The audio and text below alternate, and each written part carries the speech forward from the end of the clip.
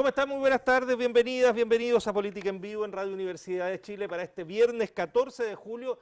Debería haber empezado en francés. Bienvenue, bienvenue, mon cher ami. C'est le 14 de juillet a la France. No, si quieren cantamos la marsellesa en honor a... Oye, el 14 de julio ahí se me... en mi colegio, porque yo estudié en los padres franceses, entonces el 14 de julio era un día... Un día de celebración. No, era la locura. Bueno, pero lo importante es que estamos en Santiago de Chile, que hace mucho frío, prepárense para mañana, y que hoy, como todos los viernes, es día de panel, y tengo el gusto de analizar la semana con Karina Oliva, vocera del Frente Amplio. Por este rato, Karina, bienvenida, sí. mucho Muchas gusto. Gracias por la invitación. Eugenio Aguiló, integrante de la Comisión Política de Amplitud, bienvenido. Hola, Eugenio, mucho un placer gusto. nuevamente estar. Y Francisco retorno Esteves, acá. director del Museo de la Memoria. Don Francisco, mucho gusto. Sí. Encantado de estar de vuelta. Igualmente. Bueno, como ustedes saben, este programa también lo van a encontrar a partir de mañana a mediodía en la tarde en nuestro streaming en la tarde, más a la noche, dependiendo un poco de lo que se demoren en subirlo, pero va a estar ahí y queda en nuestro streaming de televisión en la página web del canal, así que ahí lo podrán ver las veces que les parezca.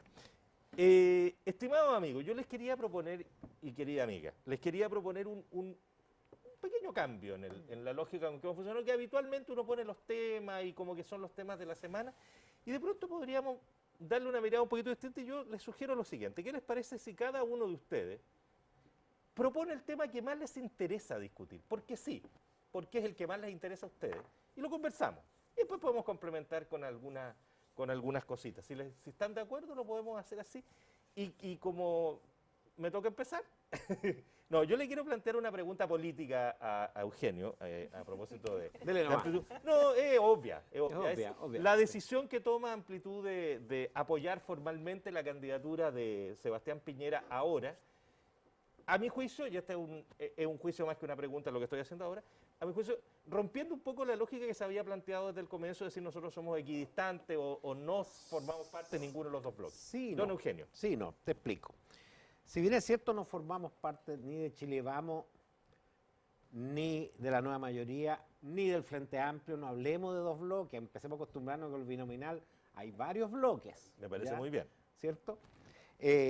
Claramente, en el tema, sí somos de oposición al actual gobierno. Estamos conscientes de que hay una serie de aspectos negativos de la actual administración que han afectado en distintos ámbitos, por ejemplo el ámbito económico, esto bajar en la clasificación y otra serie de cosas. Por lo tanto, era muy difícil abstraerse del tema presidencial, eso está claro. Pero la decisión interna fue mantener, y eso se conversó con nuestros socios de Ciudadanos, mantener el pacto con Ciudadanos. Nosotros, Amplitud, no va a entrar a Chile Vamos bajo ningún punto de vista, aunque hay gente de la quinta región que ha pololeado mucho a Lili por el potencial electoral que tiene, porque para la suma le serviría bastante. Nosotros mantenemos nuestro pacto, no entramos a Chile Vamos, pero tomamos una decisión democrática de apoyar o no apoyar a un candidato presidencial. Y por un 95%, que no es menor la cifra de los consejeros, un consejo fueron alrededor de 140 y algo personas el día sábado, se acordó que en lo presidencial se apoya a él. No se acordó entrar al comando, no se acordó ninguna otra cosa, ni poner ni condiciones, ni plantear esto. Simplemente la gente nuestra va a apoyar y dentro de su ámbito va a trabajar, pero se mantiene en nuestras listas parlamentarias. Nosotros estamos en 8 regiones, no estamos en todo el país, por lo tanto no podemos ir en todas las regiones, y en esas regiones se van a privilegiar algunas en que tenemos muy buenos candidatos y ellos van con sus listas trabajando, e indudablemente ellos van a apoyar la candidatura del presidente Piñera, porque pensamos que para el momento que vive hoy Chile, para ese momento, para nuestro entender, otros pensarán distinto, es la mejor alternativa de lo que hay de alternativas de gobierno. Esa fue la decisión. Todo lo que quieran, por supuesto, el Esa tema fue la está decisión. puesto y... Esa fue la decisión. ¿Él era del 5% o del 95%? No, yo del 95. Ya, No, del Yo, 95. un punto nomás 95. Y te voy a explicar al tiro el 5%, ¿quién fundamentalmente lo sostuvieron? Aquellos que piensan que una de las cosas más importantes es el tema del matrimonio igualitario, que yo no discuto que es un tema importante, pero son temas que yo creo que en el tiempo se van a ir dando, pero que no te influyen en la economía de un país, que no te influyen en la cesantía, que no te influyen en un montón de cosas. En este momento hay otras prioridades. Ahora ellos, con su absoluta libertad, se manifestaron, dieron declaraciones y votaron. Pero ¿Ah? una pregunta, y en Dime. eso el tema de apoyar la candidatura de Sebastián Piñera, ¿vamos por creer que el candidato de Chile Vamos es el que tiene mayor expectativa, o porque bien como grupo, no solo como Amplitud, sino que todo el mundo que está representando, incluso ciudadanos, no pueden enfrentar las elecciones A sin ver, decir un candidato? la sin un candidato decisión presidencial pasó por decisiones personales de los líderes de ambos partidos. Lili Pérez decidió, porque para nosotros era una muy buena alternativa y siempre hemos pensado que ella es una muy buena alternativa presidencial. Sí, pero Pero no ella- para espera, las regiones para espera. considerar No, es que eso se podría haber trabajado de otra forma. La decisión de ella fue muy anterior a cuando quedáramos con 8 o 10 regiones, a cuando se negociara con Ciudadanos, que ellos en la metropolitana y nosotros dos, eso fue mucho antes, ya dijo, yo a la presidencial no voy. Y la razón fundamental, consolidar el proyecto de Amplitud que necesita parlamentario y yo sé que es algo. O sea, ella antepuso el proyecto partido que versus una candidatura presidencial de ella. Porque se habló muchas veces de una primaria entre ella y Velasco. Por otro lado, Ciudadano, ya estaba decidido eso ella, pero además Ciudadano tuvo un traspié que fue después revertido por el Tricel, pero ellos perdieron 2 meses y bajaron un montón de expectativas, pasaron muchas cosas en esos 2 meses con respecto a ellos, por lo tanto eso además hacía inviable una candidatura de parte de Velasco. Pero te digo, eso fue lo que influyó. Para nosotros, más que indudablemente Piñera ganó la primaria de Chile Vamos, pero tenemos claro un par de cosas. Él mantuvo su independencia después de haber dejado de ser presidente y pensamos que es la mejor alternativa de lo que hay hoy, pero no nos vamos a unir a Chile Vamos y mantenemos nuestra postura en una serie de temas. O sea, ayer, por ejemplo, ella estuvo en un foro y obviamente le preguntaron a la gente en Chile Vamos a qué bus habían subido. Ellos dijeron al bus de la libertad, Lili dijo claramente al bus de la diversidad. O sea, hay diferencias muy profundas en esa parte, pero insistimos, para el momento que vive Chile hoy, creemos, estamos convencidos los que votamos eso, que Sebastián Piñera es la mejor solución, la mejor alternativa. ¿Cómo está la situación? Siempre tiene una buena relación, pero Evópolis y Chile Vamos. Y No, pero es ellos que ellos han dicho que incluso en términos parlamentarios puede que sí. sí, lo que puede pasa es que Evópolis... Porque hay un acuerdo presidencial, no parlamentario. Karina Oliva. Sí. Evópolis, yo ahí no puedo hablar por ellos. Siempre ha habido conversaciones y todo, pero ellos están absolutamente insertados en Chile Vamos. Y cuando vemos que la gran discusión que tiene Evópolis hoy es cómo repartirse el distrito 11, o sea, el distrito de Las Condes. El 10. El 10, 11. perdón. El 11. No, el 11. pero el yo 11. soy Tú te lo de sabes, Santiago. tú te lo sabes, Yo pero... no lo sé porque... Eugenio, déjame yo estuve en el preguntarte... armado este cuento en Yo ya lo sé. negociaciones de Amplitud. Eugenio, Pequeñillo. una línea más nada más, Sí. una pregunta más respecto a esto, y es que no tienes tú la impresión de que el tomar esta decisión ahora, a lo mejor habría sido distinto de cara a una segunda vuelta, pero tomada ahora, antes de con bastante distancia de la primaria, ¿no les desdibuja el proyecto de identidad? ¿Sabes por qué no? Yo creo que era muy riesgoso para una segunda vuelta, porque hay que pensar cuál fue el origen de mucha de la gente de Amplitud, que es prácticamente un 30% era gente que vino de los partidos antiguos de lo que hoy es Chile Vamos y un 70% nuevo, pero de ese 30% ya había habido gente que había renunciado porque se sentían piñeristas. O sea, había un piñerismo interno, hay que asumirlo. Ahora, para cambiar de postura en una segunda vuelta, yo creo que ahí lo que uno tiene que haber tenido un candidato presidencial. Y ahí decir, doy libertad a mis votantes o decirlo de esta forma elíptica, como lo dijo Meo, que yo creo que fue el error de su vida, cuando dijo, llama a votar por el señor del 29% sin nombrar a Frey, pero yo creo que fue un error garrafal de él en su futuro político, pero eso es un análisis mío personal. ¿Me entiendes tú? Pero yo creo que hay que haber tenido un candidato presidencial para eso. Estamos ya. ¿Mm? Tema resuelto. Pancho Esteves, le propongo que usted ponga, ya que este tema no fue de tu más alto interés, te propongo que pongas tú el tema que quieres que discutamos en los próximos minutos. Es un tema, pero entiendo que todos van a poner un tema, ¿no? Todo. Y todos van a opinar de la idea es que todos opinemos de cada uno de los temas, ¿no? Mira, yo creo que hay un tema muy de fondo, pero creo que tendremos que discutirlo en el programa en algún momento, que es el tema de lo que implica Sename y sus repercusiones. Ese es un tema muy de fondo. Pero el tema que yo quisiera poner tiene directa relación también con mi quehacer en el campo de la memoria y los derechos humanos, y que son las declaraciones del comandante en jefe del ejército, y que fueron de alguna manera refrendadas por el ministro de Defensa, aunque él después se retractó, donde se busca justificar lo que sucedió tanto con el golpe de Estado como con la violación de derechos humanos, aduciendo el argumento del contexto histórico. Entonces, si quiere desarrollo más el punto ahora. Por favor. Sí. Yo creo que sobre este punto es muy importante señalar lo siguiente. O sea, primero hay una suerte de confusión entre lo que es causa y contexto. El contexto de las violaciones de derechos humanos en Chile, aquellas que son calificadas como delitos de lesa humanidad o crímenes contra la humanidad, es la dictadura. No se hubiesen cometido las violaciones que se cometieron sin dictadura. Y por tanto, sería un error tratar de buscar una justificación a esas violaciones de derechos humanos en el periodo previo a la dictadura. Lo segundo es que efectivamente durante el gobierno de Allende hubo una crisis en el país. Era una crisis política, una crisis económica, pero en democracia. Y por tanto lo que el país ha aprendido, yo diría, severamente a partir de la experiencia traumática que sufrimos, es que nunca una crisis en democracia puede resolverse rompiendo la democracia. Y nunca una crisis en democracia puede resolverse violando los derechos humanos. Nunca un contexto explica ni justifica violaciones a los derechos humanos.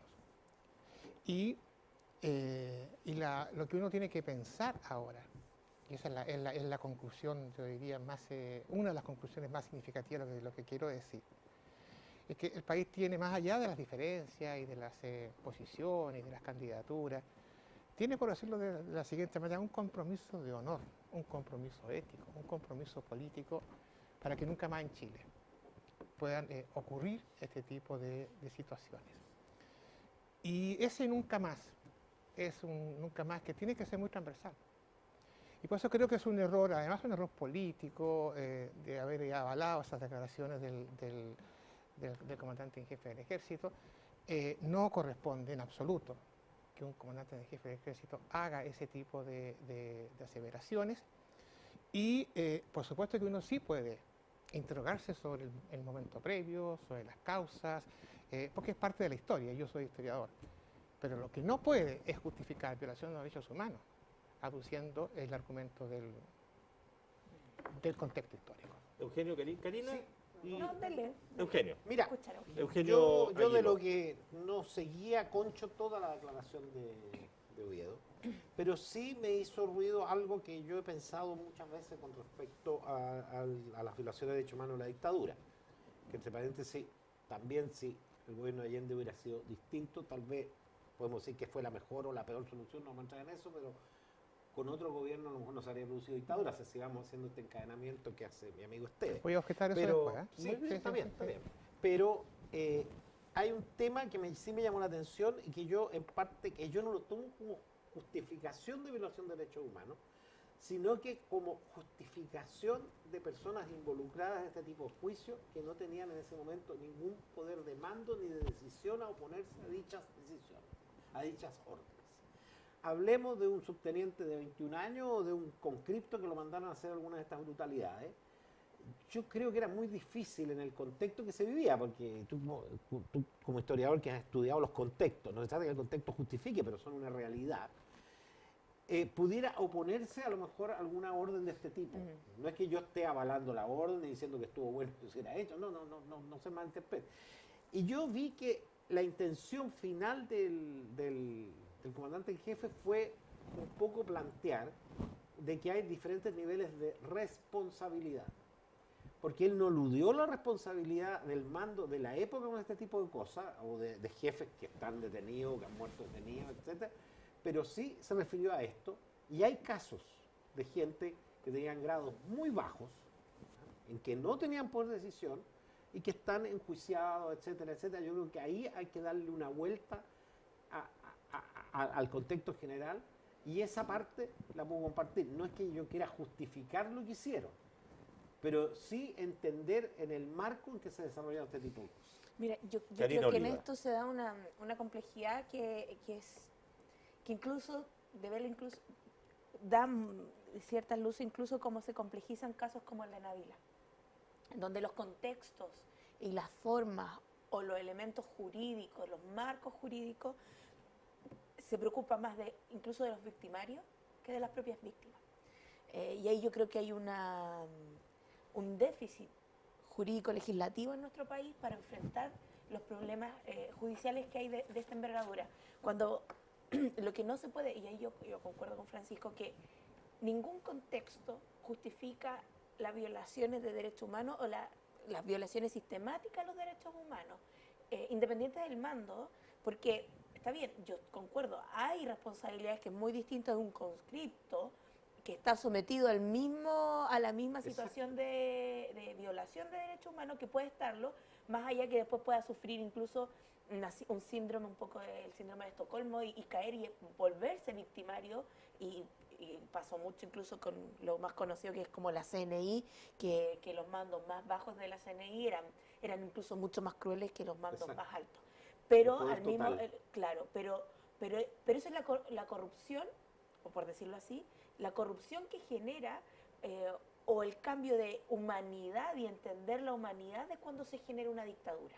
Las dictaduras pervierten tanto el orden político, social, humanitario, que buscan justificar en los contextos las responsabilidades respecto a la violación de derechos humanos, y cómo las víctimas en este país todavía no ha existido real reparación, tampoco ha habido real justicia y tampoco ha habido una real verdad. Y yo creo que es parte del déficit histórico que incluso nos pasa la cuenta hoy día, diariamente, como sociedad, de manera colectiva, para enfrentar dichos temas, porque se trata de justificar. O sea, creo que el caso más emblemático incluso es Pinochet.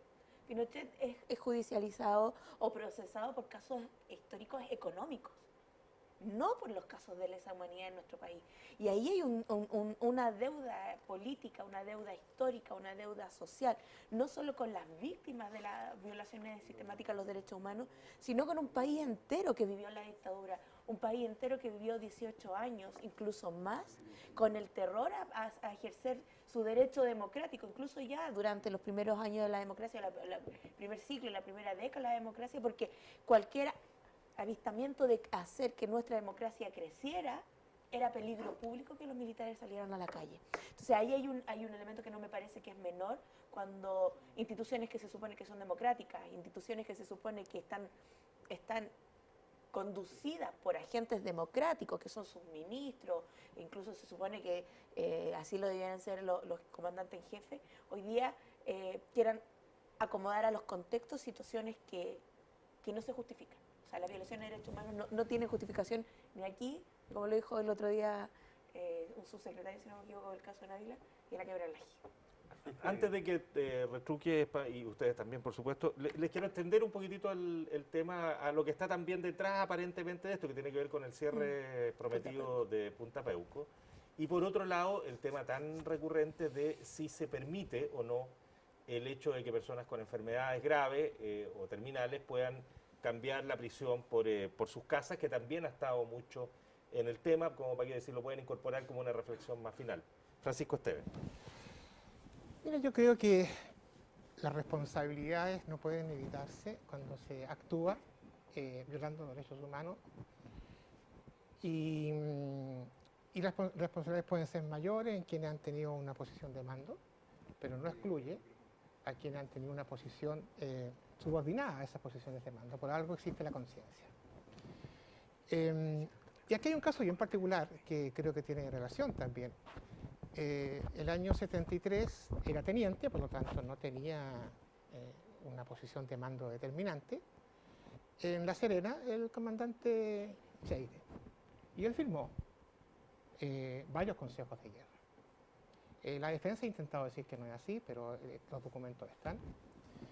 Y las sanciones, no solamente los casos más complicados de fusilamiento, sino sanciones de años de prisión para personas que solamente tenían activismo político y que llevaban bandera o que regalaban un diario clandestino, etc., era completamente desproporcionado. No coincido en absoluto que las personas que, teniendo ya mayoría de edad y teniendo una responsabilidad institucional, puedan decir, mire, yo no supe de esto o no quise hacer esto. Se podrán ver razones o motivaciones, pero de lo contrario, tú dejas abierta la puerta para que en los momentos que son críticos, en los momentos que hay que tomar decisiones éticas, las personas digan, no, yo voy a hacer lo que me mandan, y no asuman la responsabilidad. Y aquí hay un tema de ética, y de ética personal. No coincido en que el contexto justifique un golpe ni justifique violación de derechos humanos, pero sí lo que quiero afirmar es que en un contexto de dictadura es inevitable que se violen los derechos humanos. O sea, eso es un punto de partida. Estado de Derecho. Y efectivamente estamos hablando de una violación de crímenes o crímenes de lesa humanidad. O sea, porque las transgresiones a los derechos humanos se han cometido antes de la dictadura y se han cometido ahora. Incluso más, te puedo yo sostener que la consecuencia ética de quienes lucharon por la defensa de los derechos humanos en tiempos de dictadura es seguir haciéndolo en tiempos de democracia. Es un compromiso fundante de cuál debe ser nuestra mirada y comprensión de la sociedad, más allá de cualquiera sea el gobierno y más allá de si tú simpatizas o no con ese gobierno, tu conciencia ética tiene que ser clara en este punto. No se puede nunca justificar transgresiones a los derechos humanos. Y el caso de Sename para mí es un caso, lo digo inmediatamente, es un caso ya no solo como se dijo de negligencia inexcusable, el Estado de Chile tiene negligencia culpable. Y en esto llegó el momento de que incluso organismos internacionales puedan actuar, porque lo que sucedió en nuestro país es gravísimo, es gravísimo. Respecto a las dos preguntas que tú me haces, muy específicamente, en mi opinión, los procesos que significan reclusiones para personas que han sido violadores de los derechos humanos son procesos especiales. Y yo no estoy, me parece que hoy día ya hay un cierto acuerdo en la necesidad de cerrar Punta Peuco, pero en mi opinión, tal como ha habido experiencia en otros países, una cárcel especial para violadores de derechos humanos sigue siendo algo que a mi juicio le corresponde, y que no, porque tiene un régimen distinto. Y que tiene que ver con también doctrina de Naciones Unidas en esta materia. No, quiero decir, no estoy de acuerdo con el tema de que las personas que están en un estado de salud crítico no cumplan su pena donde deben cumplirla, y seguramente quien cerró definitivamente esa puerta fue el mismo Pinochet, ya que tú lo mencionas, que llegó en silla de ruedas y saliendo del aeropuerto se fue corriendo a la casa. O sea, evidentemente que eso era una burla respecto de arguir que él estaba enfermo y que por lo tanto no podía ser juzgado, y eso era claramente una farsa. Eugenio Aguiló. No, yo un poco voy a reiterar que, insisto, aquí no se trata de justificar, pero no se trata de ignorar el contexto, pero yo insisto que a 30 años después o 40 años después, es fácil hablar de un tema ético de personas de grados bajos, pero si pensamos en la situación que se vivía y que ellos estaban viviendo adentro, yo creo que claramente esas personas, claro, hoy día no estarían presas, pero tampoco estarían en sus casas, si hubieran dicho, no hago esto. Esa es mi manera de pensar, porque así funciona esta cosa aparentemente. O sea, claramente los resultados lo demuestran. Eso por un lado.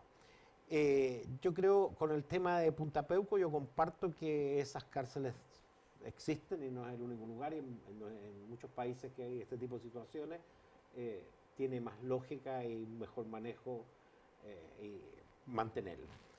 Y en el caso de los enfermos, yo voy a tomar las palabras de la mamá de la presidenta, cuando le avisaron que había fallecido alguien que había estado absolutamente involucrado con el fallecimiento, o sea, con acciones anteriores, porque dijo que en realidad una persona que no sabía ya ni cómo se llamaba, ni cómo estaba, y que estaba postrado y todo, no era mucho sentido tenerlo ahí. Era mejor que su familia se hiciera cargo, porque al final tú estás castigando a una familia y la familia no es responsable. O sea, cada uno tiene sus ideas, o sea, vemos, dentro de las familias también hay diferencias ideológicas. El caso del candidato mayor, que tiene una diferencia absoluta con su padre desde el punto de vista ideológico, y me parece perfecto que así sea, y los hijos de uno tienen que tener toda la libertad de estar parados donde ellos decían, ¿no es cierto? En ese caso, no de algo, de una persona que anda en silla de ruedas, que está consciente que habla, pero estamos hablando de gente postrada, que ya no sé, que están terminales absolutos. Yo creo que incluso si tomamos el punto de vista práctico, es una carga innecesaria para el Estado.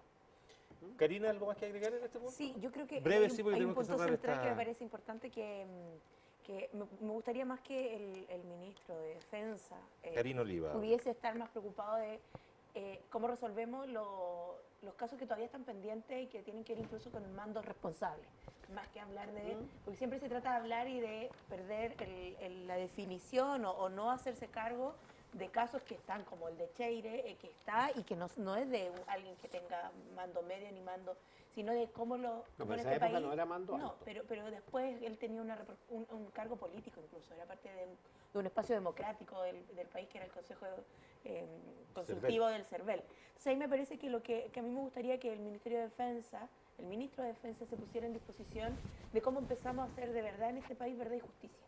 Porque no ha habido mucha voluntad y siempre se ha tratado, o sea, los mayores defensores incluso de Pinochet fueron los ministros de la concertación. O sea, uno veía cómo estaba José Miguel Insulza, incluso el expresidente Frey, desesperado tratando de traerse de nuevo y que no jugaran a Pinochet, y aquí poco y nada se hizo. Lo que más se hizo fue someterlo a un juicio por fraude económico y no por los delitos de lesa humanidad que sí él como el dictador cometió. Ahí sí me Muchas gustaría que gracias. estuviese presente Ok. el ministro. Vamos a, ¿Poner el tema? vamos a hacer una pausa y Perfecto. volvemos y les toca poner tema a Eugenio Aguiló y a Karina Oliva. Perfecto. Vamos y volvemos en un segundito en Política en Vivo.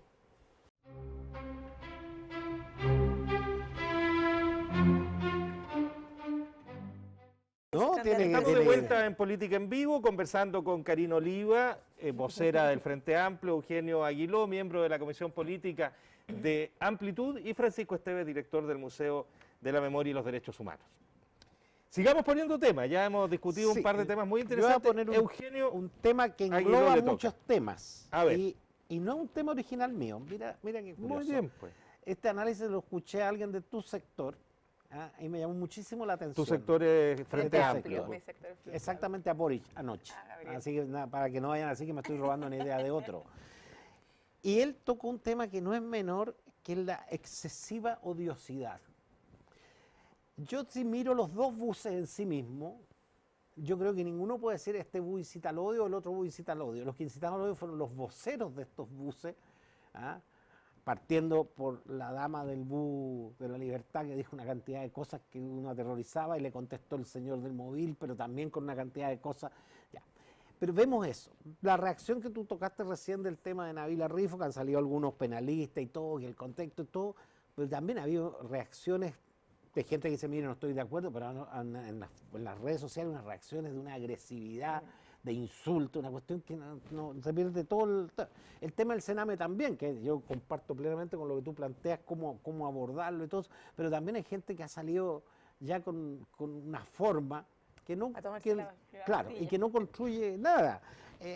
El tema que pasó del cantante que le pega a la polola, lo cual es absolutamente deplorable, pero también unas reacciones excesivas. O sea, por cualquier cosa enciende un ambiente de demasiado odio. Esa no fue la palabra tal vez que usó el diputado de tu sector, pero en buenas cuentas es esa. Porque aquí hablamos mucho de la tolerancia, pero hay una intolerancia brutal. Porque no es la forma de reaccionar. Yo te digo, el que hizo famoso al bus naranja fue el bus azul. Porque yo creo que si no el bus naranja habría pasado sin pena ni gloria, te lo digo sinceramente. No es que yo diga me gusta un bus, no me voy a meter en este tema, sino que me voy a meter en el ambiente que genera este tipo de cosas. Yo no veía a la gente agarrándose a puñete en la calle, gritándose de todo. Es una cuestión insólita, o sea, perdón. Y el que dice, no, es que son intolerantes, pero él también está siendo súper intolerante. O sea, ese ambiente de intolerancia, de esa odiosidad extrema, yo creo que es un tema que preocupa. No soy sociólogo. Un sociólogo yo soy médico veterinario, lo tengo claro, y veo las relaciones entre los animales que muchas veces mucho mejor, pero claramente- alguna impresión de por qué hemos llegado ahí debes tener. yo creo que, que justamente han habido focos de personas muy intolerantes y esto se va multiplicando. Se va multiplicando. Hay muchos temas de frustraciones personales, de echarle la culpa al otro de los problemas y no asumir hay poca autocrítica en la gente. Ahí uno la ve porque todos tratan de justificar muchas cosas, pero con poca autocrítica. Yo creo que el mismo gobierno que tiene una serie de problemas es muy poco autocrítico. Entonces, y eso se va a los propios partidos, el mundo político, el mundo parlamentario también es poco autocrítico de muchas cosas que se han hecho y se hacen y que significa que la cosa no funciona bien. Yo creo que con autocrítica tú puedes mejorar y veo poca autocrítica y de ahí parte toda esta historia. ¿Puedo agregar un Sí. elemento más? Yo no participo para nada en las redes sociales, debo decirlo, soy un viejo dinosaurio y no me meto Yo sí, mucho yo en ese soy tema. viejo de dinosaurio también, pero participo. Pero de repente veo, y particularmente cuando en los medios de comunicación que tienen, los electrónicos, que tienen opinión, que abren opinión detrás, Terrible. comparto en ese sentido, hay una Virulencia. virulencia de opinión, como que el mejor argumento parece ser el más descalificador. Pero unos insultos brutales. A mí también me parece muy llamativo de Sí, cómo, sí, por qué reacción. está ese estado De hecho, el ánimo. mostrador eliminó los comentarios. Sí. Y yo creo que varios medios van a terminar eliminando los comentarios yo porque creo no que- te aportan nada. A ver, yo creo Karina que Oliva. se genera, yo creo que la ciudadanía o la gente en general tiene una sensación de bastante impunidad con distintas cosas. Por un lado, por otro, respecto a las tensiones que puede haber generado el bus. El caso, Y los otros casos. o sea, el caso en Ávila, la ciudadanía, las mujeres sentimos una sensación de impunidad cuando son años y años luchando para que se reconozca cuando hay violencia machista, cuando hay femicidio y lo que significa eso, no solo el producto de la violencia machista que pasa a ser el femicidio, sino todo lo que conlleva esa situación. Y un tribunal de un día para otro dice, no, a mí me preocupa solo el acto, no hubo dolo de matar. Cuando uno ve que la víctima ¿quién lo vivió hizo? semanas, periodo, y toda la relación que tuvo con este tipo, una intención, o sea, el tipo la perseguía incluso en la casa con un hacha, después alguien que golpea y golpea con una persona en el suelo brutalmente, después con un pedazo de concreto, evidentemente No, la y- conciencia la tiene, que sabe que esos actos reiterados significan la muerte. Entonces, y después vemos el caso de Sename, donde hay una sensación de impunidad cuando no se quiere aprobar el informe porque podía ser un gallito con la derecha, pero al final estamos hablando de niños y no solo de las 1.313 casos fallecidos ya, sino de cómo, hoy día incluso nosotros publicamos una columna respecto al tema, cómo diariamente niños son abusados sexualmente, violentados, medicados, y así constantemente, y de maltrato y de abandono desde una institución que debería protegerles y cuidarles, porque no se nos puede olvidar, sean o no infractores de ley, son niños. Eso por una parte. Y vemos, por ejemplo, tú ponías el caso de este cantante de Tea Time, que es de un grupo muy famoso, Los Tetas, paradójicamente es también un nombre bastante Curioso peculiar para un grupo masculino. Y la gente quedó con la sensación de que salió en la prensa, pero no hay más, no hay protección, no hay resguardo. Y después vemos ayer las brutales declaraciones de un cantante como Alberto Plaza que dice, no, las mujeres inventan violaciones para hacerse aborto. O sea, perdón, ¿de qué estamos hablando? O sea, cuando eso está en la palestra, es natural. Y ven que nuestras autoridades, por un lado, dicen, aquí se tiene que rebajar una condena porque no hay una intención de matar cuando una persona quedó incluso ciega. Yo estuve en una UTI como 4 meses. Tratando de hacerla sobrevivir, de restaurarle su rostro, de ayudarla y de que a poder rehacer su vida con su familia y a su familia. Hay una sensación de impunidad. Y cuando vemos este bus con que uno dice, el bus de la libertad que quiere negar la identidad de otros. O sea, ¿qué libertad va a ser aquella que quiere negar la libertad del otro, de la identidad? Algo que es un valor del ser humano, un derecho del ser humano, tener identidad y que nadie se la venga a imponer, es lo menos libertario que hay. Y por otra parte, es natural, o es probable, no es natural, es probable que un sector de la población que ha sido discriminado históricamente, que se tiene que levantar, que tiene que salir a dar la voz, venga, se sienta nuevamente amedrentado y violentado por estas reacciones, lo más probable, incluso sociológicamente y antropológicamente, pueda reaccionar o sobre reaccionar. Entonces se genera un clima de virulencia por sensación de impunidad. Y hay una responsabilidad política potente de nuestras autoridades, de nuestras instituciones que no dan el ancho a generar convivencia, a no generar comunidad. O sea, nuestros niños no son prioridad, es prioridad Javiera Blanco. Nabila no es prioridad, es el fallo. ¿Cómo hablan los abogados, como interlocutores, los penalistas? Claro, no es prioridad Nabila, no es prioridad de su familia, no es prioridad de sus hijos. Entonces, ojo, yo creo que es responsabilidad nuestra. Bueno, yo creo que es un buen tema, un tema acuciante. Yo comparto tu aproximación en general.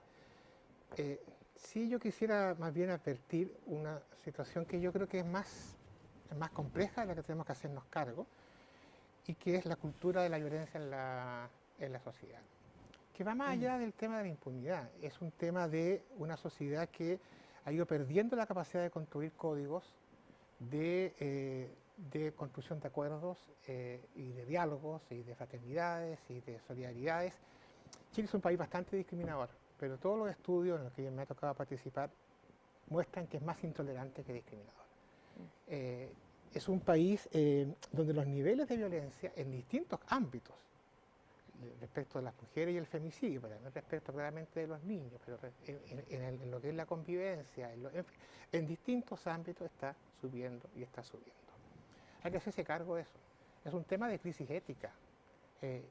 No quiero hablar como el cardenal en su momento, pero creo que tenemos que asumir que ahí tenemos una responsabilidad como país, y no lo estamos haciendo. Y ahí hay una falla profunda. El cardenal es Silva Enrique, ¿no? Sí. No hay otro. Eso, cuando alguien dice el cardenal, siempre es La Silva imagen Enrique. de- Quiero hablar de la crisis moral del país, Sí, pero, claro. pero lo que sucede es que Otros la han tapado. yo creo que aquí es claramente la élite política o la élite social no ha sido capaz, y mi gran crítica a la política es esa, o sea, no ha sido capaz de hacerse cargo de estos temas. Y por lo tanto, yo insisto que más allá de cuál sea el resultado de las elecciones, de cuáles son las proyecciones, etcétera, hay temas muy de fondo que no estamos procesando como sociedad. Uno de ellos es el de la intolerancia. Efectivamente, bueno, a mí me toca hacer clases sobre esto en la universidad, pero puedo decir lo siguiente, que hay un límite, sí, para la tolerancia, que es hasta dónde uno puede ser tolerante. Y el límite es cuando se violan los derechos humanos. En ese punto tú ya no puedes ser tolerante. Es el límite, por decirlo de alguna manera, de la exclusión. Y el límite de la inclusión, que es el otro, es que todas las personas sí tienen derechos y por lo tanto sí tienen el derecho a ser también tolerados en sus diferencias y en sus opiniones. Respecto del bus y los buses, bueno, mira, me tocó participar directamente en lo que fue la aprobación de la ley de medidas contra la discriminación.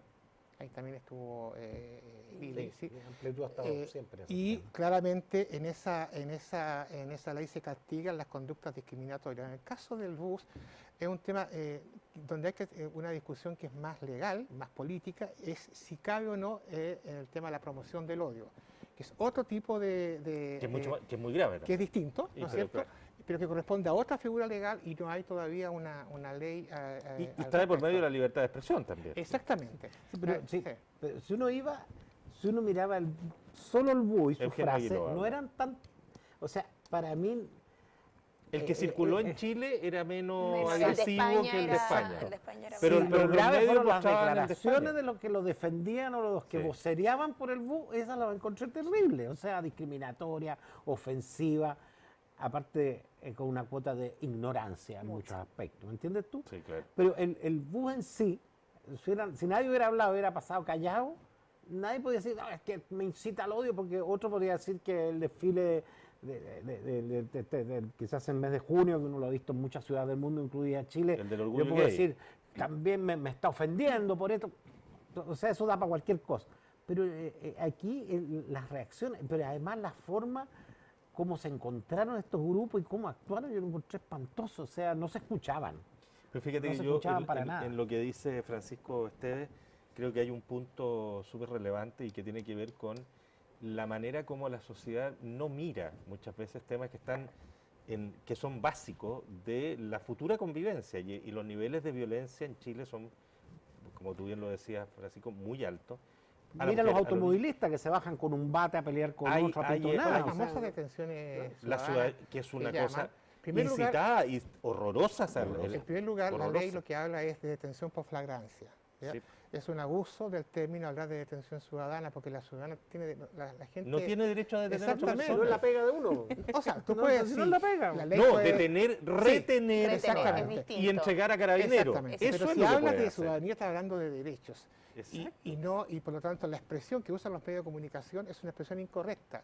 Lo que está en el Código Penal es la detención por flagrancia, que sí está permitido, pero Que es ahí lo que hacen los guardias de supermercados Sí, o también. sea, pero tienen que entregarse a la igual tiene que haber una carabinero, regulación de eso. Evidente. Pero llamar a eso es un abuso incalificable, llamar a eso detención ciudadana. Nos quedan 10 minutos. 10 minutos para que Karina Oliva ponga ¿no? un Con un tema. tema. Bueno, yo venía con el tema de Sename, porque me parece que es un Y tema... hablémoslo. Sí, yo creo que es un tema que no, y viendo el tiempo también que nos queda, me parece que es un tema que a nosotros como Frente Amplio, a mí como persona me afecta bastante. Yo creo que cuando uno habla de sociedades de derechos, de garantizar, de construir incluso esa sociedad no violenta que hoy día está muy fuerte, donde el otro día un tipo incluso que le robó el celular a una persona fue asesinado en la Florida.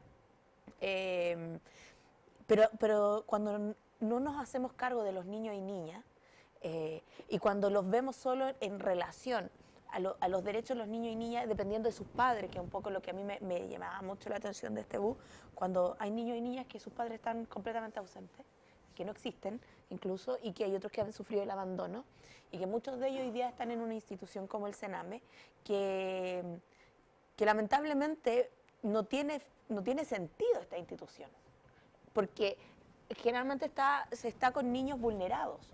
No son niños vulnerables ni que vulneran.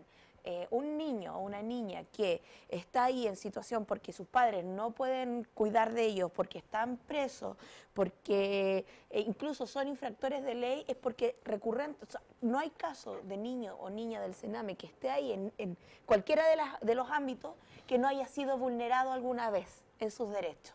Entonces, cuando esta institución nuevamente vuelve a vulnerarles los derechos de una u otra manera, con todo lo que ya se conoce y con toda la ineficiencia y el abandono que hace el Estado y el gobierno para hacerse cargo de este problema, porque es preferible resolver el problema político, nos damos cuenta que aquí hay una situación grave, que aquí hay una situación donde hay que atender y hay que cambiar. Yo siento que ya no basta con solo las sanciones a quienes correspondan, ni los castigos, entre comillas, políticos que se puedan hacer, ni los costos políticos de aquellas personas que estuvieron al mando, sino de cómo nosotros como sociedad exigimos a nuestros parlamentarios, a nuestro gobierno, independiente que estemos o no en el gobierno, y a nuestras autoridades representantes, hacerse cargo de la protección de la infancia, la protección a los niños y niñas, porque si no, el nivel de violencia, el nivel de desamparo, el nivel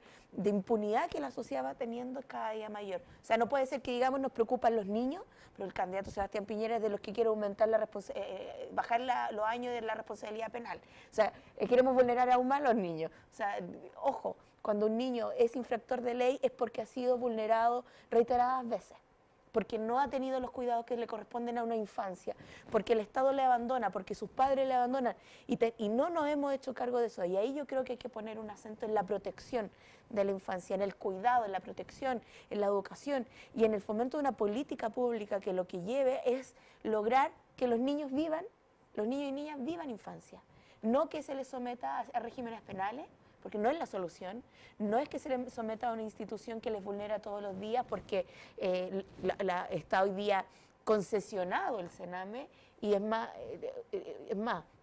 se mueve una cantidad de dinero impresionante y todos sabemos que ha sido una caja pagadora de favores del Sename. Entonces, me parece que aquí hay un tema que hay que atender, pero no solo en función de los intereses políticos de algunos grupos, sino en cómo ponemos en el centro de la sociedad a estos niños y niñas que hoy día han sido vulnerados reiteradamente. Eugenio Mira, Aguiló. Yo me di el trabajo de leer prácticamente el informe completo, son 540 páginas, hay cosas atroces. ¿Ah? O sea, me dije tanto.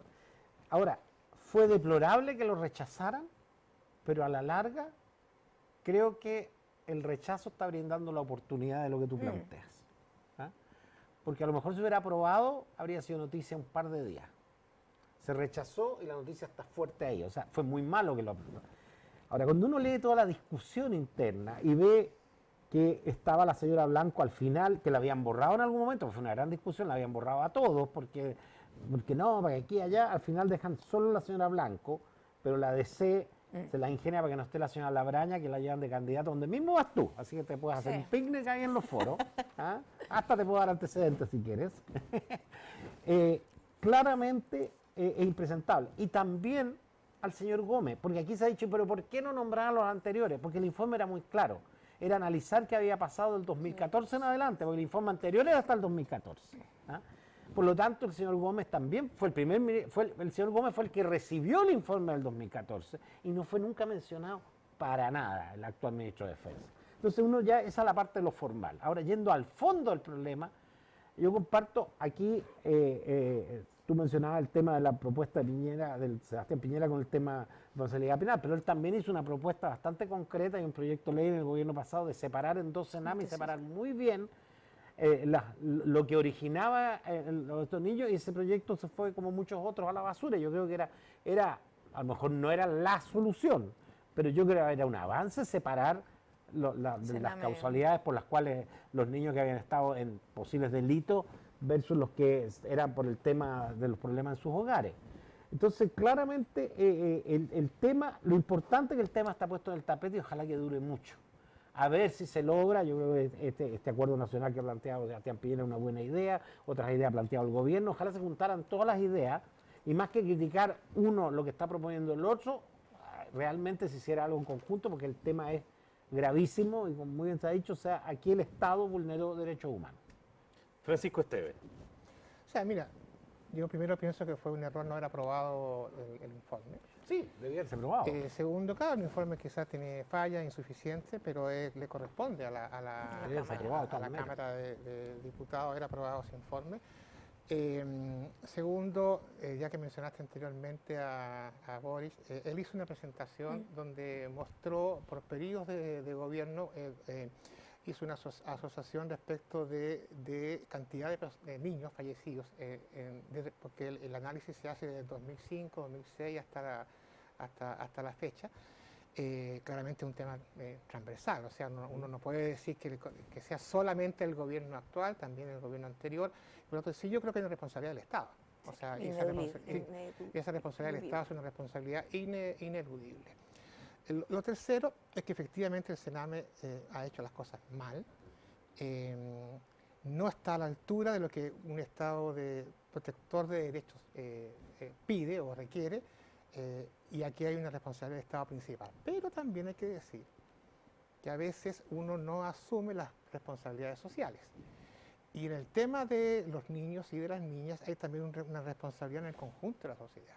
O sea, uno no puede decir que esto es un tema que sea solamente del Estado o sea solamente de Sename. Hay una responsabilidad compartida como sociedad.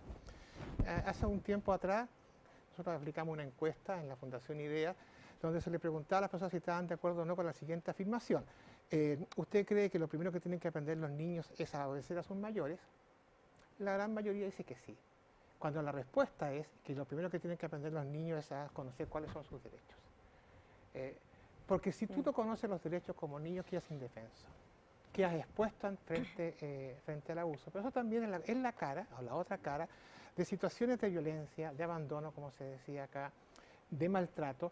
Podemos decir que la población de los niños y niñas en Chile es una de las poblaciones más castigadas, más afectadas por la discriminación y por la violencia que hay en el país.